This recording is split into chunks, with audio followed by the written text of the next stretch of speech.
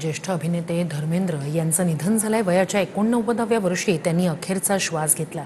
1960 मध्ये त्यांचं सिनेसृष्टीतलं पदार्पण, दिल भी तेरा हम भी तेरे या सिनेमातलं त्यांचं पदार्पण, मात्र त्यानंतर अनेक सरस सिनेमे त्यांनी दिले आणि विनोदी भूमिका सुद्धा त्यांनी तितक्याच लिहिल्या साकारलेल्या होत्या। देसी ही मॅन म्हणून त्यांची ओळख निर्माण झालेली होती। तितक्याच गंभीर भूमिका सुद्धा ताकदीने त्यांनी साकारलेल्या होत्या। ॲक्शन आणि कॉमेडी या दोन्ही प्रकारच्या सिनेमांमध्ये त्यांनी आपला ठसा उमटवलेला होता। विशेषतः शोलेतली त्यांची भूमिका ही आजही आपल्या सगळ्यांच्याच स्मरणात आहे। शोले, धर्मवीर, चुपके चुपके, मेरा गाव मेरा देश, ड्रीम गर्ल यासारख्या सुपरहिट सिनेमांमध्ये त्यांनी मुख्य भूमिका साकारल्या। सर्वात प्रभावशाली व्यक्तिमत्वांमध्ये सर्वात हँडसम असं एक धर्मेंद्र यांचं त्यावेळेला त्यांना ओळखलं गेलं। बॉलिवूडचा ही मॅन असं त्यांना सर्रास म्हटलं जायचं। अधिक जाणून घेऊया या सगळ्या संदर्भात आपले प्रतिनिधी गिरीश गायकवाड यांच्याकडनं।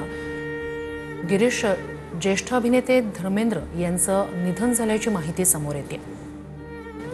नक्कीच अत्यंत दुःखद हे विधान आहे आणि आपण पाहतोय की त्यांच्या सगळ्या फॅन्सना धक्का बसलेला आहे। बॉलिवूडचे ही मॅन धर्मेंद्र यांची तब्येत पुन्हा बिघडल्याची माहिती जी आज सकाळी आली होती, मात्र काही वेळापूर्वी त्यांचं निधन झालेलं ते आपल्यात नाही आहेत असं वृत्त सुद्धा आता येते। त्यामुळे अनेकांना यातून धक्का बसलेला आहे। गेल्या काही दिवसांपासून धर्मेंद्र हे आजारी होते आणि ते ब्रीच कँडी रुग्णालयात त्यांना यासाठी दाखल करण्यात आलं होतं आणि आज सकाळी पुन्हा त्यांची तब्येत बिघडली होती आणि एक अँब्युलन्स सुद्धा त्यांच्या घरी पोहोचल्याची माहिती आहे। त्यांचे जे आप्तेष्ट आहेत, कुटुंबीय आहेत, ते सुद्धा आता घरी यायला सुरुवात झालेली आहे। गेल्या काही दिवसांपासून त्यांच्यावर उपचार सुरू असल्याची माहिती होती आणि 10 नोव्हेंबर रोजी त्यांना मुंबईतील ब्रीच कँडी रुग्णालयात आपण पाहिलं की दाखल करण्यात आलं होतं। ते व्हेंटिलेटरवर होते। त्यानंतर काही दिवसांनी त्यांना डिस्चार्ज देण्यात आला आणि धर्मेंद्र यांच्यावर जुहू इथल्या निवासस्थानीच पुढील उपचार करण्यात येतील अशी माहिती सुद्धा डॉक्टरांनी दिली होती आणि त्या स्वरूपाचं जे ट्विट आहे ते सुद्धा ईशा देओल आणि हेमा मालिनी यांनी सुद्धा केलं होतं आणि आपण पाहिलं की काही दिवसातच त्यांची तब्येत पुन्हा एकदा बिघडली आणि आज काही वेळापूर्वी ती बातमी सुद्धा समोर आलेली आहे, ज्याने अनेकांना देओल यांच्या कुटुंबियांच्या घरी आता अँब्युलन्स पोहोचल्याची माहिती मिळते। पेपराझींचा त्रास होऊ नये म्हणून बाहेर मोठी बॅरिकेडिंग केलेली आहे, सुरक्षा वाढवण्यात आलेली आहे। सुरक्षा रक्षकांचा एक घेराव सुद्धा आपल्याला या ठिकाणी पाहायला मिळतो। तसेच धर्मेंद्र आणि हेमा मालिनी यांची जी मुलगी आहे ईशा देओल त्या सुद्धा जुहू इथल्या निवासस्थानी आता दाखल झालेल्या आहेत। धर्मेंद्र यांचे जे चुलत भाऊ आहेत आणि निर्माते गुड्डू धनोआ आहेत यांनी सुद्धा त्यांची काल भेट घेतली होती, ते सुद्धा आता त्या ठिकाणी पोहोचलेले आहेत। तब्येतीची विचारपूस त्यांनी कालच केली होती, मात्र आता शोकाकुल असं एक वातावरण आहे जे सध्या या संपूर्ण जुहूच्या परिसरामध्ये आपल्याला अनुभवायला मिळते आणि अधिक काही बोलणार नाही, पण ते ठीक आहेत अशी प्रतिक्रिया काल त्यांनी दिली होती।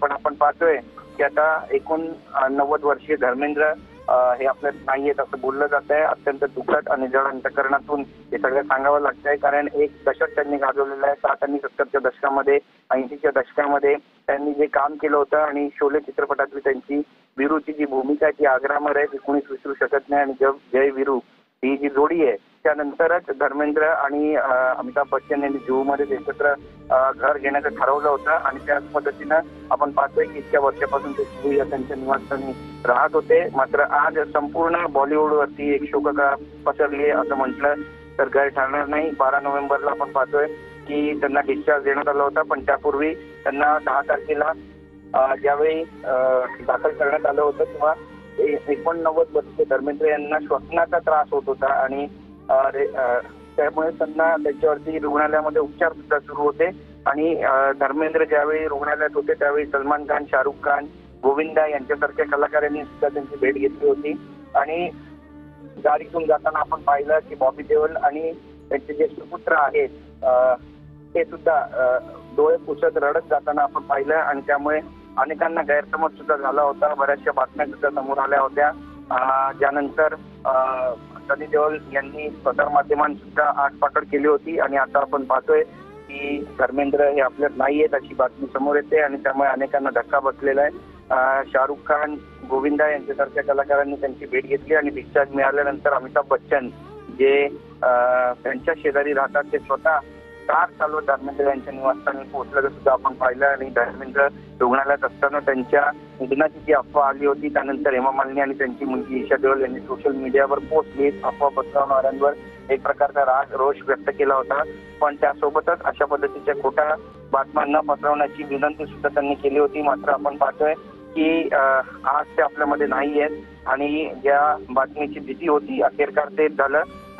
89 वर्षीय धर्मेंद्र यांची जी मृत्यूची झुंज होती ती अखेरकार आज संपलेली आहे आणि ते आपल्यामध्ये नाही आहेत अशी माहिती मिळते. अत्यंत जड अंतकरणानं बरेचसे लोक आहेत जे या ठिकाणी पोहोचतायत. साश्रू नयनानं धर्मेंद्रजी अमर रहे असं सुद्धा म्हणतायत आणि धर्मेंद्रजींच्या प्रकृतीची बऱ्याच जणांनी काळजी घेतली होती. बरेचसे फॅन्स होते जे देशभरातून जगभरातून त्यांच्या ठीक होण्यासाठी प्रार्थना करत होते. सोशल मीडियावर सुद्धा एक प्रकारचं अभियान सुरू झालं होतं आणि धर्मेंद्रजी हे बॉलिवूडचे हिमॅन आहेत. बरेचसे पोस्ट त्यांच्या डायलॉग सहित व्हायरल सुद्धा होताना आपण पाहायला मिळालं. ज्यावेळी त्यांना डिस्चार्ज मिळाला एक प्रकारचा आनंद सुद्धा त्यांच्या फॅन्स कडून व्यक्त करण्यात आला होता आणि शोले चित्रपटाचा एक डायलॉग ज्यावेळी ते टाकीवर चढतात आणि मौसी भी खुश राजी आणि त्यासोबतच बसंती भी राजी तो मरना कॅन्सल अशा स्वरूपाचे हे जे मेसेजेस आहेत ते सुद्धा व्हायरल होताना सर्वांनी पाहिले आणि त्यामुळे धर्मेंद्रजी आता मृत्यूवर मात करतीलच असा एक विश्वास सुद्धा अनेकांना होता. मात्र आता आपण पाहतोय की अखेरकार